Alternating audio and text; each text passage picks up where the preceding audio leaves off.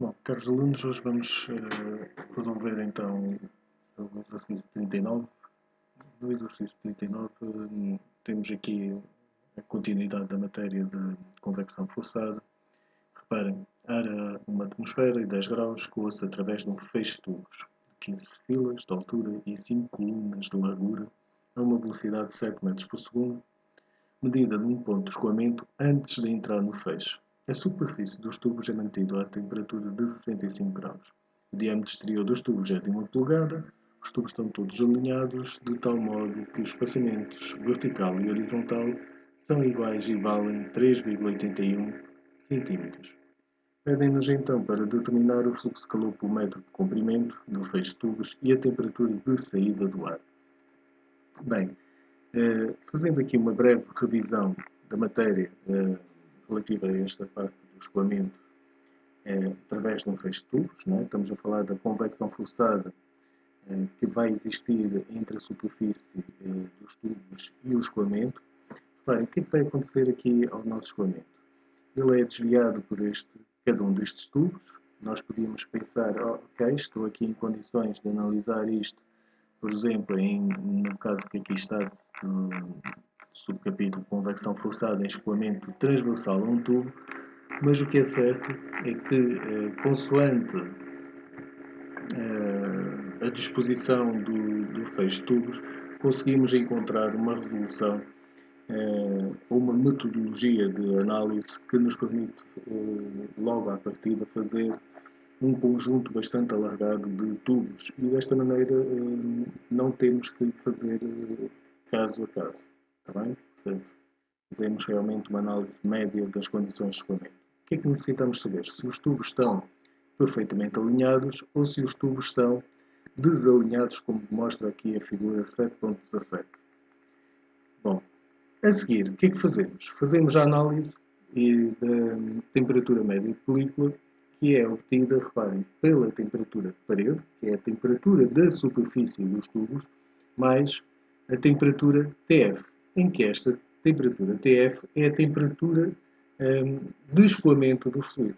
E agora a dúvida prende-se. É? Nós temos uma temperatura à entrada, sem dúvida nenhuma, temos uma temperatura à saída, okay? E temos uma temperatura de superfície. Porquê? Porque podemos ter realmente o fluido a ser aquecido, o fluido a ser arrefecido, por exemplo, pelo escoamento que passa dentro dos tubos, e isto traz, como é evidente, alterações à temperaturas que estamos aqui em jogo.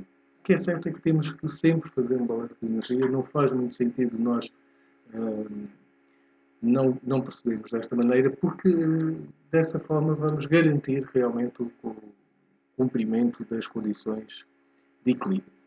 Então, vocês reparem, posto isto, e entendido que as propriedades que vamos retirar serão para a temperatura média de película, dada pela temperatura média de escoamento do fluido e a temperatura da superfície, passamos depois então à análise do número de Reynolds. No número de Reynolds aparece-nos aqui a nossa equação bastante conhecida, mas chama-nos já a atenção para o máximo. Que o máximo é esse? Voltamos aqui à figura e vamos perceber que esta velocidade de escoamento não perturbado, aqui designada por o infinito, quando ele tem que contornar estes tubos, ele vai sofrer uma aceleração e, consequentemente, como é óbvio, a velocidade aumenta. E aquilo que daqui... Porquê? Porque temos um estreitamento, ao fim e ao cabo, né, para que haja aqui a passagem do fluido e nós já sabemos, estreitamento, velocidade aumenta, pressão diminui, não é? E dessa forma nós temos então que determinar, porque o número de Reynolds para esta velocidade máxima, porque é aquela que melhor representa as condições em que o escoamento se está a dar. E não a temperatura, e desculpem, não a velocidade de escoamento do fluido não perturbado. Está certo? Se imaginarmos então, por exemplo, aqui o feixe de tubos desalinhado, nós percebemos claramente que o fluido vai ter que fazer uma série de contorno. Ok? Bom, posto isto, já percebemos então de que forma é que caracterizamos a temperatura média e retiramos as propriedades. Para que temperatura? Depois, a análise do número de Reynolds, focar realmente aqui a importância que a velocidade não é a velocidade do fluido não perturbado, mas sim a velocidade máxima que nós conseguimos obter. E, como é óbvio, já vou falar sobre isso, mas segue-se depois uma análise em tudo idêntica àquilo que temos vindo a fazer, que é a aplicação, a determinação do número de Nusselt para a determinação do valor de H, só que a equação do número de Nusselt é dada por uma determinada expressão. Bom, posto isto, temos aqui depois o número de Nusselt dependente de um C e de um N. Okay? Este C e N está aqui, vai-se ver à tabela 7.3, consoante aqui o espaçamento horizontal e vertical. Recordando o enunciado, isto é fornecido e, portanto, temos apenas que vir a esta tabela e extrair a informação que necessitamos. Depois, se tivermos o número de colunas inferior a 10, okay, aplicar um fator de correção de acordo com a tabela 7.4, se tivermos mais do que 10, não é necessário. Okay? Portanto, a metodologia é esta que acabei de explicar. Vamos só voltar aqui atrás para entender o que é que nós estamos a considerar ou como podemos depois determinar a velocidade máxima, não é? Nós sabemos então, se imaginarmos aqui, por exemplo, se imaginássemos aqui uma conduta, aquilo que iríamos ter, por exemplo, algo deste tipo, ok? E desta forma, se imaginarmos isto, o que é que vai acontecer? Nós vamos ter, então, aqui uma determinada secção. Esta secção vezes a velocidade, nós já sabemos que é o caudal. Ora, o caudal volúmico, se o fluido não depender da temperatura ou se variar pouco a temperatura, será constante. E nós podemos dizer, então, que a velocidade vezes a área do fluido não perturbado será igual à velocidade vezes a área na secção interior do nosso escoamento. Ora, e o que é que nós temos na secção interior do nosso escoamento? Vamos ter a velocidade máxima, sem dúvida, mas, reparem, a área de escoamento será a área mínima de escoamento. Quanto é que é esta área mínima? Como é óbvio, há de ser a área que tínhamos antes, a área da tubagem, menos o número de tubos que nós temos aqui e que provocam realmente uma perturbação ao nosso escoamento. Correto? Vamos avançar e passar então à resolução do exercício. Eu coloquei já aqui o enunciado, portanto temos aqui os dados, fiz a extração dos elementos. Reparem que não temos a temperatura TF2, certo? Temos realmente o número de filas, de tubos, é como se nós tivéssemos este alinhamento, mas temos 15 filas e vamos ter 5 colunas. 1, 2, 3, faltariam aqui mais 2 colunas. Correto? Pedem-nos para determinar TF2 e para determinar qual é que é o fluxo de calor que se liberta, ao fim e ao cabo, por cada metro de feixe de tubos. Muito bem. Então, vamos por partes. Eu já tenho aqui o exercício resolvido, mas gostaria realmente que vocês o acompanhassem aqui na resolução. Isto tem vários passos e é importante realmente termos a atenção necessária para compreender aqui a resolução que vos apresento. Bom, já tínhamos aqui então a nossa equação do número de Reynolds. Aquilo que fiz inicialmente foi, de acordo com o espaçamento que nos é dado no enunciado, o espaçamento horizontal e vertical, foi então aqui a seguinte, e 1,5, 1,5, tubos alinhados, tirei o valor de C e tirei o valor de N. Certo? Aqui 0,278 e 0,62. Procedi logo aqui à extração. Sei ainda que o H será um valor, e isto coloquei-o para não me esquecer, certo? Porque muitas vezes aquilo que acontece é que depois vocês calculam o H e esquecem-se de utilizar ou de verificar se há necessidade ou não de corrigi-lo. E reparem, no enunciado é-nos dito que temos 5 colunas. Portanto, o fator de correção a ser utilizado é 0,92. E é por isso que tenho aqui, então, a anotação que o H é um H de 5 colunas. Vamos ter, então, um fator de correção vezes o H de 10, que é 1. Correto? E, portanto, aqui seria os 0,92. Muito bem. Aqui é apenas extração de informação. O primeiro passo será realmente a determinação da velocidade máxima. Então vocês parem. Para a determinação da velocidade máxima, fazemos aquilo que acabei de explicar, que é um balanço de massa. Então vamos ver se compreendemos aquilo que aqui coloquei. Reparem, a primeira coisa que devemos aqui perceber é que a velocidade máxima será igual então a V1A1 a dividir pela área mínima. Então vocês parem. Quem é que é a velocidade 1? Velocidade 1, 7 metros por segundo. Correto? Quando nós não temos a indicação da conduta, aquilo que fazemos é considerar um espaçamento para cima e o outro espaçamento para baixo. E desta forma, ficamos com a nossa conduta virtual definida.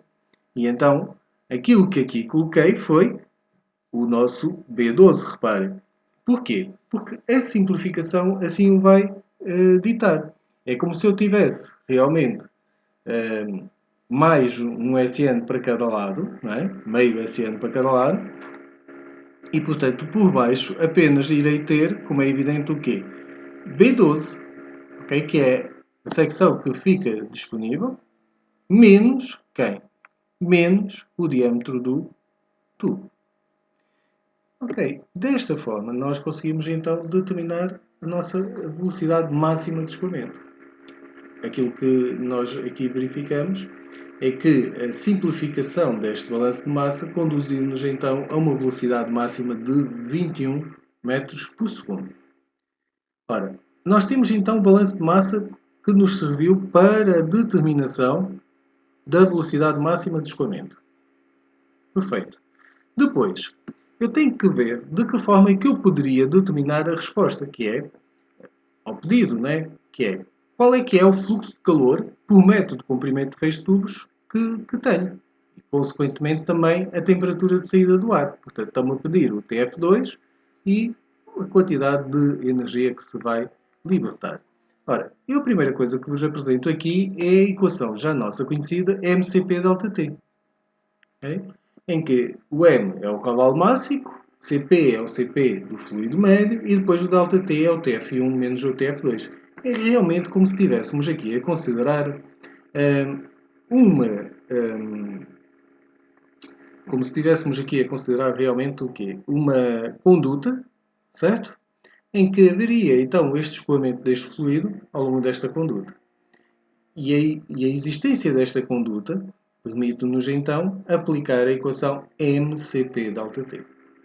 Então, para isso, temos que calcular o caudal máximo. Ora, e este caudal máximo deveria ser calculado à temperatura de entrada ou de saída ou à temperatura média do fluido. Reparem. E porquê? Deve ser ou não independente. Reparem que eu já tenho aqui a indicação que foi calculado para TF1. O caudal máximo não varia. Este sim é um parâmetro que não depende das condições de escoamento. Desde que eu saiba o ρ do fluido e saiba o caudal, a velocidade e a secção, tenho a determinação do caudal máximo feita. Portanto, no nosso caso, aquilo que necessitamos é de definir um ponto e vamos escolher o ponto com o conjunto de informação total para esta resolução. E então, nós sabemos é que a temperatura à entrada é 10 graus, portanto, temperatura à entrada 10 graus. É ar, está a pressão atmosférica. E pá, vamos abrir os nossos os nossos anexos e vamos ver qual é que é este valor da propriedade ρ. Qual é o valor que nós estamos à procura? Nós estamos à procura do valor de 10 graus. Ora, 10 graus, 273 mais 10, 283 Kelvin. Estaria entre estes dois. Portanto, o nosso ρ tem que obrigatoriamente estar entre 1,3947 e 1,1614. Voltando então à nossa folha, aquilo que temos aqui foi a determinação para os 283.15. Estão a ver? Portanto, foi feita a extração da tabela, que vos referi. Coloquei aqui os valores abaixo e acima, com o valor pretendido que nós queremos, e realmente somos capazes, desta maneira, de obter o valor de quem? Do ρ. Muito bem, o ρ é a entrada. Portanto, este ρ, que aqui está designado por S30, depois vamos multiplicar pela velocidade de escoamento não perturbado, seria então os 7 metros por segundo. Okay? E depois, como é óbvio, vamos multiplicar por quem? Pela extensão daquilo que temos. Reparem, nós temos que o espaçamento sobre o diâmetro seria 1,5. Sabemos o diâmetro, portanto, consigo determinar o espaçamento vertical, dando um valor de 0,0381 metros. Multiplicamos pelas 15 filas que nos são indicadas no enunciado e obtemos, como é óbvio, a dimensão da nossa conduta no sentido perpendicular aqui à folha do papel. E agora, vamos multiplicar, como é óbvio, por quê? Por o comprimento do tubo. Como não sabemos o comprimento do tubo, devemos fazer o cálculo sempre por cada metro, porque depois é apenas uma questão de multiplicar pelo comprimento total dos tubos que depois poderíamos ter acesso a esse tipo de informação ou até determinar para qual é que teria que ser o comprimento dos tubos para um determinado fluxo de calor. Muito bem. Então, desta maneira, obtivemos um valor próximo de 5 kg por segundo. Aquilo que fui ainda completar foi a determinação do CP. E reparem, o CP agora, para a expressão, é o CP médio. Mas para CP médio de quem? De TFM, da temperatura média de escoamento do fluido. E a temperatura média de escoamento do fluido, reparem, seria TF1 mais TF2 sobre 2. Ora, eu tenho aqui um grave problema, que é o quê? Eu não sei TF2. Aliás, o TF2 é aquilo que nos pedem para também determinar. Então eu já estou a ver que estou perante um problema que muito possivelmente me vai levar a um processo iterativo. Então eu tenho que ter muito cuidado e perceber aquilo que realmente poderia aqui estar em jogo. Vamos reanalisar as condições então de escoamento. O ar entra a 10 graus, encontra uma superfície dos tubos a 65 e há de sair a uma dada temperatura. Ok, eu não sei. No limite, qual é que seria a temperatura? 65 graus. Okay? Seria o máximo que eu conseguiria aquecer o ar nestas condições. Mais do que isso não era possível. Aquilo que então agora devemos analisar é se estaremos mais próximos do 65 ou se eventualmente estamos mais próximos de um valor intermédio ou de que valor é que poderemos estar a prever que seria a temperatura de saída. É difícil realmente proceder a este tipo de análise, mas devemos ter um critério. Okay? Apresentar um determinado critério de análise e depois verificar. Ok, vocês aqui já têm o resultado final. No entanto, vocês vejam, é provável, 7 metros por segundo é uma velocidade grande, mas pensem que vocês têm um espaçamento de poucos metros. Okay? Um espaçamento horizontal de poucos metros. E isto significa que vocês tendo 5 colunas de fluidos, é pouco provável que o choque térmico que o ar encontra, okay, o faça aumentar tão significativamente até próximo dos 65 graus. Porquê? Não vai ter tempo. Okay? A velocidade é elevada e eu ainda por cima passo para uma velocidade de 21 metros por segundo quando estou no interior do nosso sistema, do nosso feixe de tubos consequentemente, só tenho, ao fim de 5 colunas de tubos, deixo de ter o nosso sistema em contacto com a superfície de 65 graus e, portanto, passo a ter o TF2. Portanto, é provável realmente que o aquecimento não seja muito elevado. Imaginando, por exemplo, que tínhamos aqui alguma dificuldade e que até diríamos, ok, TF2 vai ser na ordem de 30 graus. Okay? Se nós pensarmos 10 mais 30 a dividir por 2 dá 20. Ok? Então a temperatura TFM seria para 20 graus. Vamos ver qual é que é a influência que existe realmente para este parâmetro. Porque isto aqui é fundamental para este cálculo. Então vocês vejam, eu tenho aqui o excerto da tabela e então nós temos que partir então dos 300, estamos a falar de 20 e tal graus, portanto, entre os 250 e os 300 Kelvin, okay? Temperaturas para aquilo que estaríamos aqui a supor, ou eventualmente até os 350, mas aqui já é uma temperatura limite, então eu poderia pensar entre 1.006, 1.007, 1.008, ok? Na pior das hipóteses, ok? Com os 65 graus, se calhar atingiríamos aqui um CP disso. Isto é significativo? Não. Bem, nós temos uma variação muito pouco sensível a este parâmetro. E, portanto, este valor que nós colocamos aqui é um valor que facilmente é considerado valor definitivo. Porquê? Porque temos aqui um grau de confiança bastante elevado, está bem? Com os dados que temos no enunciado. Ora, a seguir temos então a nossa área de tubos, como é evidente. Para π vezes d, vezes o L, como é evidente, e agora tenho que multiplicar pelo número de tubos, não é? 15 vezes 5. Muito bem. Então tenho, dessa forma, aqui, qual é que é o caudal, a área superficial dos nossos tubos, por cada metro, ok? E depois podemos então obter qual é que é o fluxo de calor por cada metro também. Portanto, na ordem de 45,2 kW por cada metro. Este será o fluxo de calor que nós depois vamos utilizar para determinar a temperatura TF2. E de que forma é que vamos determinar a TF2? Ora, da forma que vimos há bocado. Primeiro de tudo, vamos ter que determinar, agora sim, as temperaturas. Desculpem, a temperatura média de película. E então, a primeira coisa que vamos fazer é arbitrar TF2.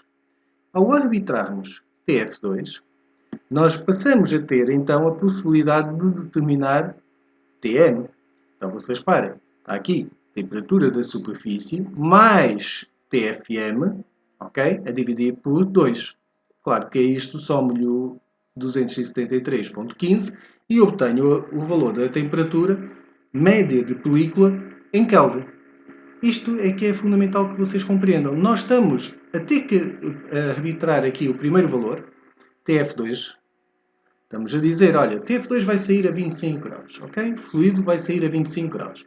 Então a temperatura média pela qual eu vou ter que retirar as propriedades será T, temperatura da superfície mais a temperatura média do fluido, a dividir por 2. Ora, temperatura de superfície 65 graus. Muito bem. Depois, TFM há de ser TF1 mais o nosso TF2 arbitrado a dividir por 2. Tudo isto vai dividir por 2 para obter a temperatura média em graus. somamos os 273,15 e obtemos então a temperatura em Kelvin. Temos depois aqui a nossa tabela auxiliar que nos vai permitir retirar as propriedades que necessitamos para a temperatura média de 314,4 Kelvin. Okay? Só para termos aqui a indicação, eu vou colocar o seu valor em graus. Okay? Aquilo que temos aqui é em graus. 41,3 graus. É isso que estaríamos a considerar. Okay? Muito bem. Temos então TM calculado. Temos as propriedades para este TM retiradas. E o que é que vamos fazer? Primeira coisa. Determinação do nosso número de Reynolds. Rho vezes a velocidade máxima, vezes o diâmetro, ok? A dividir pela viscosidade absoluta.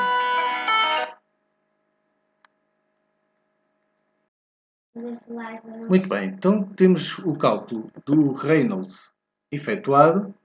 Com o número de Reynolds já podemos passar à determinação do nosso número de Nusselt, não é? Temos aqui a equação, C, o N, o Prandtl já aí está. Portanto, é só multiplicar o C, 0,278, vezes o número de Reynolds que obtivemos elevado a 0,62, vezes o número de Prandtl, como é evidente, que temos aqui, levantado a 1/3. Muito bem, temos então o nosso número de Nusselt, valor do H determinado depois através desta expressão. E por fim, procedemos então à correção para as 5 colunas. Portanto, o valor de H que obtivemos, não seria os 162,45, mas sim os 149,46. Ora, desta forma, ainda não temos o problema resolvido. Porquê? Porque temos que confirmar se fizemos ou não um bom arbítrio, uma boa escolha da temperatura TF2. Se tivermos acertado na MUS, já sabem, a seguir é jogar no Euromilhões. Se não, aquilo que temos de fazer é uma segunda iteração. Então, agora, aquilo que vamos aplicar é igualar a nossa equação do fluxo de calor, não é? Que tínhamos aqui mCp ΔT, vamos igualar à lei de Newton, HA ΔT. Só que agora o ΔT é Ts menos TFM, temperatura do fluido que está em escoamento, temperatura média desse fluido que está em escoamento. Então, igualando as duas expressões, aquilo que fiz foi realmente resolver a igualdade destas duas expressões, okay? Em ordem, como é evidente, a TF2, obtém-se o valor de 19,04. Ora, nós temos aqui 6 graus de diferença. Se vocês estivessem numa prova de avaliação, deveriam realmente aqui estabelecer um critério, se calhar inferior à unidade, ok? Utilizando a folha de cálculo. Ou até podem definir um grau de convergência na ordem da décima, ok? De temperatura. Se estivessem numa prova de avaliação, mas em termos escritos, okay, seria suficiente considerarem um critério de convergência abaixo dos 5 graus. Portanto, obtivemos quase os 5, tivemos os 6, teríamos então que proceder a uma nova iteração, como aqui coloquei. Okay? Portanto, teríamos então uma nova iteração para ser feita. Uma nova iteração com que valor? Exatamente 19,04 para o TF2. Então vocês parem, para TF2 igual a 19,04, já nos dá uma temperatura média do fluido de 312,91. Corresponde praticamente a 40 graus. Certo? Portanto, vocês vejam que passamos de considerar 41,3 para 39,8. Está bem? Graus. Procedimento em tudo idêntico, novo número de Reynolds, novo número de Nusselt, novo valor de H por corrigir, novo valor de H, okay, já corrigido, Vou agora trocar aqui a cor e reparem, passamos do 149,46 para 149,62, portanto já estamos a desconfiar, como é óbvio, com este valor que vamos obter um resultado definitivo, ok? Portanto já muito próximo do valor real e constata-se realmente que obtendo, que resolvendo a equação da igualdade de energia, obtemos um valor de TF2 duas linhas, okay? TF duas linhas da segunda iteração, de 19,05. Como é óbvio, aqui é mais do que evidente que vamos considerar valores definitivos. Estamos na centésima, okay, do grau. E nem faz sentido estarmos com este grau de precisão. Poderíamos já ter parado antes. Mas vocês reparem que é simples. Nós obtemos realmente os resultados em termos definitivos com uma facilidade bastante grande. Portanto, uma, duas iterações no máximo. Okay? E já temos realmente os resultados definitivos. Portanto, o nosso TF2 são 19 graus, é isso que poderíamos referir, e o nosso fluxo de calor, como é evidente, terá que ser o valor que já tínhamos calculado anteriormente, só que agora estamos só a dizer que ele sai da superfície dos tubos, portanto é um valor negativo, está bem? Bom, espero que tenham compreendido. Qualquer dúvida já sabem que devem contactar através do e-mail ou telemóvel ou WhatsApp, está bem? Obrigado.